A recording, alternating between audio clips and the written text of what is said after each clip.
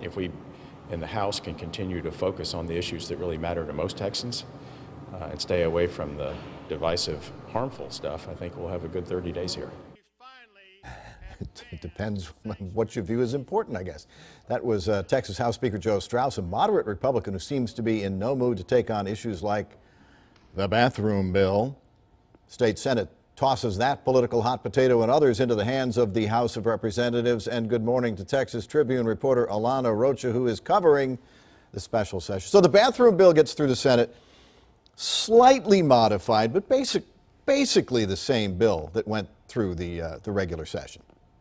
Right, and that debate went down as expected. It was lengthy, about 8 hours, I believe. Part of that was just Democrats, trying to find different rules, calling points of order, trying to kill the legislation. They offered several amendments. None were taken, but there was one that the author did accept, that being Senator Lois Kolkhorst, Brenham Republican, that would in addition to, the sex listed on your birth certificate as far as which bathroom you can use, they also said, or the sex listed on other IDs issued by the Texas Department of Public Safety. So you could go, a transgender person could go in with a court order and get the driver's license modified from male to female or the other way around, and that then would pass as acceptable. And again, the enforcement question is a big one. The House really wanted this to pertain only to public schools and charter schools, though. So do we know how that's going to work out on the House side? It's not looking good over in the House between, House Speaker Joe Straus coming out staunchly against this bill.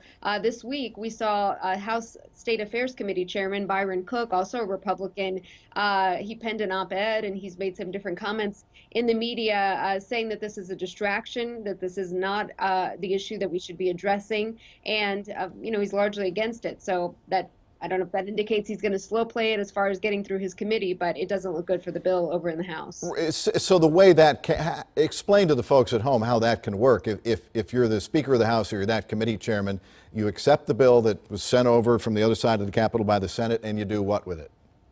Well, there is a House version that was filed by Representative Ron Simmons, HB 46, I believe it is, and he did refer that to State Affairs, but now it's a matter of State Affairs scheduling a hearing for that bill, or they could choose to, take SB 3 that was passed in the Senate, refer that, have a hearing on that version. So, but time is of the essence here, especially in a 30-day session, so we'll see. Right. It could just run out and nothing happen at all. Property tax is another big issue for a lot of people these days, especially older folks on limited income who are saying, I'm being priced out of my house because my property taxes are going up so much. The state Senate wants to make it easier to trigger a rollback election, right?